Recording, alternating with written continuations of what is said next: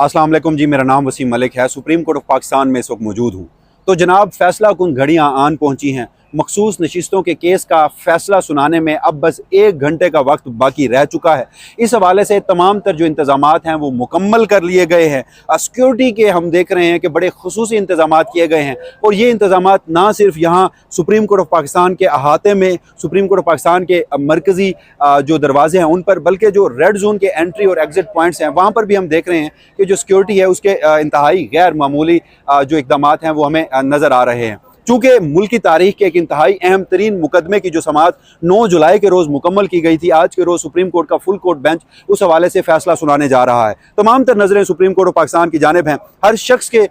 जो मुँह है उस पर, ज़ुबान पर एक ही सवाल है कि जनाब, ये मखसूस नशिस्तों के केस का फैसला क्या आ सकता है? क्या ये मखसूस नशिस्तें जो सुन्नी इत्तेहाद कौंसल है या फिर पाकिस्तान तहरीक इंसाफ है उन्हें मिलने जा रही हैं? ये हुक्मरान इत्तेहाद को जो इलेक्शन कमीशन ऑफ पाकिस्तान ने अवामी मैंडेट पर डाका डालकर माल गनीमत की सूरत में मुहैया की थी, क्या वो फैसला बरकरार रहेगा? चूँकि जैसे मैंने आपको बताया कि मुल्क की तारीख के इंतहाई अहम तरीन मुकदमे, जितने भी मुकदमात हैं उनमें से इस मुकदमे को एक गिना जा रहा है और इससे बराह रास्त जोड़ा जा रहा है हुक्मरान इत्तेहाद की जानिब से जो एक आइनी तरामीम के जिस पैकेज की, जिस सिलसिले की बात की जा रही है, वो उसी सूरत जो मुमकिन है वो हो सकता है कि अगर अदालत उज़्मा की जानिब से आज के रोज़ ये मखसूस नशिस्तें जो हैं वो हुक्मरान इत्तेहाद को दे दी जाएँ। अब फैसला क्या हो सकता है इस पर तो हमने इससे कबल भी बहुत बात कर ली। इस वीडियो के अख्ताम पे भी मैं आपको अपनी प्रपोजिशन, अपनी अंडरस्टैंडिंग बता दूंगा, मगर चूँकि अब वक्त बहुत कम रह गया है, अब मुमकिन है जब आप ये वीडियो देख भी रहे हो, क्योंकि अब इस वक्त दिन के 10:30 बज चुके हैं, 12 बजे मुमकिन तौर पर यह फैसला सुनाया जाएगा। तो जब आप ये वीडियो देख रहे हो तो फैसला आ भी सकता है, फैसला अनाउंस भी किया जा चुका होगा। मगर सुप्रीम कोर्ट ऑफ पाकिस्तान में इस वक्त जो एक इंतहाई गैर मामूली इंतजामात हैं, जो गैर मामूली मनाजिर हैं, आज की इस वीडियो में मैं वो आपके सामने रखूँगा। और उसके साथ साथ जो सबसे अहम बात वो ये भी है कि ये जो मखसूस नशिस्तों का मामला है, जिस रोज़ चीफ जस्टिस काजी फैज़ ईसा की जानिब से फुल कोर्ट बेंच इस सिलसिले में बनाया गया था, तो बहुत सारे लोगों ने इस मामले पर तनकीद की। आपको भी पता है कि चीफ जस्टिस काजी फैज़ ईसा के जिन इक़दामात और जिन फैसले और जिन ऑब्जर्वेशंस का मैं क्रिटिक रहा हूँ, मैं सख्त नाक़िद रहा हूँ, उसका मैं खुलकर इजहार करता हूँ। मगर इस इक़दाम को मैंने सराहा था कि ये मुकदमा किसी एक सियासी जमात का, किसी एक फरीक का नहीं है। ये मुकदमा मेरे नज़दीक आईन पाकिस्तान और अवाम पाकिस्तान का है, जमहूरियत का मुकदमा है। तो ऑनस क्यों चीफ जस्टिस काजी फैज़ ईसा के ऊपर रहे कि वो इस मुकदमे की समाअत करें? सुप्रीम कोर्ट का हर जज जिसने आईन पाकिस्तान के तहफ़्फ़ुज़ का हल्फ उठा रखा है, वो बैठे, वो तय करे कि क्या वो विल ऑफ द पीपल के साथ खड़ा है, या वो जो पाकिस्तान की इस वक्त मिलिट्री इस्टेब्लिशमेंट से लेकर मौजूदा वफाकी हुकूमत, उनकी जो विल ऑफ द पावर है उनके साथ खड़े हैं। या फिर एक और नई प्रपोजिशन जो ड्रा की गई थी वो थी विल ऑफ एक्सटेंशन, यानी चीफ जस्टिस काजी फैज़ ईसा इस मुकदमे में अपने जो एक्सटेंशन है उसका जो रास्ता है वो हमवार कर रहे हैं। उनके ऊपर ये इल्ज़ाम था। अब ये इल्ज़ाम किस हद तक दुरुस्त था या नहीं था, इस पर तो तब सवालात मजीद बढ़े। एक तो जब समाअत होती रही तो हमने देखा कि उस समाअत में भी चीफ जस्टिस काजी फैज़ ईसा जो हैं वो बड़ी कैटेगोरिकल जो उनके ऑब्जर्वेशंस हैं, रिमार्क्स हैं, वो देते रहे कि ये मखसूस नशिस्तें हुक्मरान इत्तेहाद की बनती हैं। वो हर उस जज से रिमार्क्स में भी उलझते रहे जो ये रिमार्क्स दे रहा था कि ये आइनी तशरीह का मामला है, ये मखसूस नशिस्तों का मामला जो प्रोपोर्शनल रिप्रेजेंटेशन के सिलसिले में सियासी जमातों को मिलती हैं, ये कॉन्स्टिट्यूशनल लेंस से अगर हम इसे देखें तो ये डेमोक्रेटिक मामला है, ये मैंडेट का मामला है, और ये मैंडेट पाकिस्तान तहरीक इंसाफ का है। केस की समाअत जो 8 फुल कोर्ट की समाअतें हुई है, उसमें जब भी पाकिस्तान तहरीक इंसाफ का जिक्र आता था तो चीफ जस्टिस काजी फैज़ ईसा, चाहे वकील हों या फिर चाहे जज हों, उन्हें रोक देते थे और कहते थे कि पाकिस्तान तहरीक इंसाफ हमारे सामने फरीक नहीं है। और इसके अलावा ये मुकदमा बराह रास्त जुड़ा है जो सुप्रीम कोर्ट ऑफ पाकिस्तान का चीफ जस्टिस काजी फैज़ ईसा का 13 जनवरी का फैसला है, और उस फैसले के तनाजुर में जो इलेक्शन कमीशन ऑफ पाकिस्तान के इक़दामात हैं। तो आज के रोज़ जैसे मैंने आपको बताया कि ना सिर्फ ये फैसला लिखा जाएगा बल्कि ये तारीख लिखी जाएगी, और तारीख लिखेगी कि आज का जो फैसला है उसमें सुप्रीम कोर्ट ऑफ पाकिस्तान के जो जजेस हैं वो विल ऑफ द पावर के साथ खड़े हैं या विल ऑफ द पीपल के साथ खड़े हैं, वो कॉन्स्टिट्यूशनल मैंडेट के साथ खड़े हैं या वो लोगों की ख्वाहिश और मंशा के मुताबिक खड़े हैं। और आज का सुप्रीम कोर्ट ऑफ पाकिस्तान का जो फैसला है वो इस बात का भी तयन करेगा कि आपने देखा कि 8 फरवरी में इस मुल्क में इंतखाबात हुए, वो इंतखाबात किस तरह से हुए उसके ऊपर एक पूरी अलग से डिबेट बनती है। मगर उन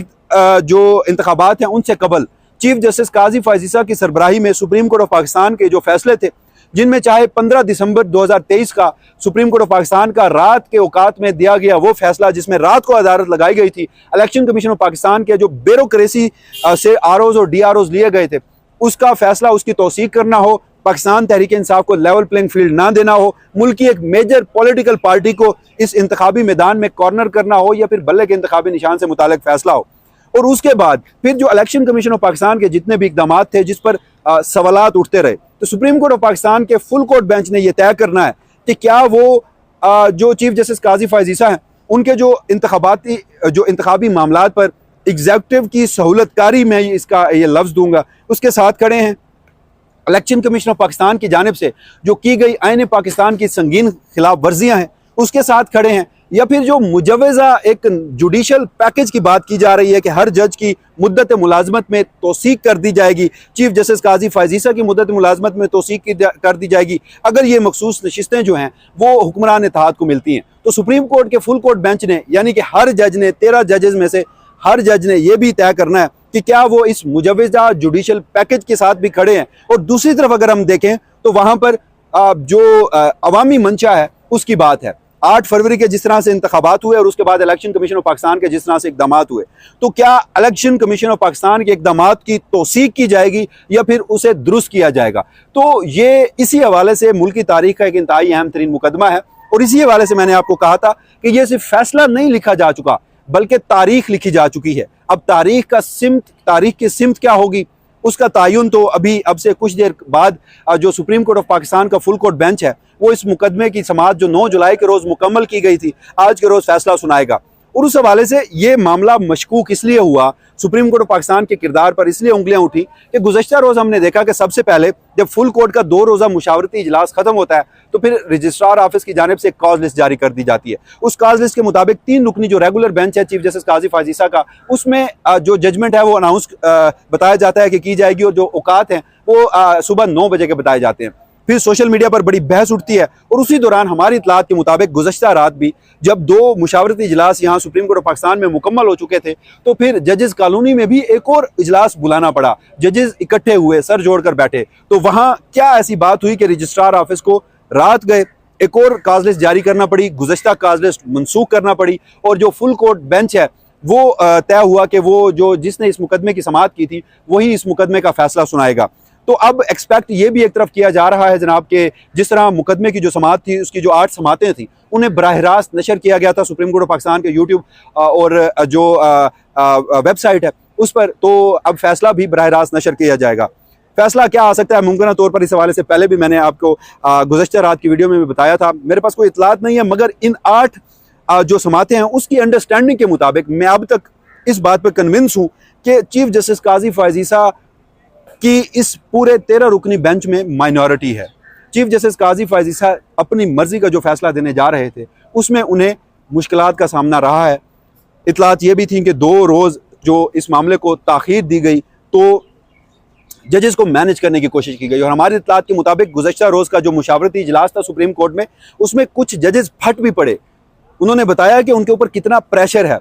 तलखी इस हद तक बढ़ गई इस फुल कोर्ट के इजलास में कि इतलात ये हैं कि कमेटी रूम में जहाँ ये इजलास हो रहा था तो चीफ जस्टिस काजी फैज़ ईसा जब जजेस से, दीगर साथी जजेस से, अपने ब्रदर जजेस से कोई बहस मुबाहिसा कर रहे थे या फिर अगर तलखी हुई थी तो जो आवाज़ें थी वो बाहर तक सुनाई दे रही थी। तो इस मुकदमे की अहमियत का अंदाज़ा आप खुद लगा सकते हैं। तो बहरहाल अब जैसे मैंने आपको बताया था कि सिर्फ 1 घंटा ही बाकी है, तो देखते हैं कि सुप्रीम कोर्ट ऑफ पाकिस्तान का ये जो फैसला है ये क्या फैसला आता है, मखसूस नशिस्तें किसी दी जाती हैं, तो जब फैसला आएगा उसके बाद की जो डेवलपमेंट होगी, फैसला क्या आएगा, फैसला क्या होगा, उस फैसले के मुल्क की सियासत पर क्या असरात होंगे, उस फैसले के पाकिस्तान की जुडिशल सिस्टम पर क्या असरात होंगे, इस हवाले से तमाम तफसीलात वसीम मलिक अपनी इसी प्लेटफॉर्म से आपको देगा। तब तक के लिए मुझे दीजिएगा इजाज़त। अल्लाह के बाद।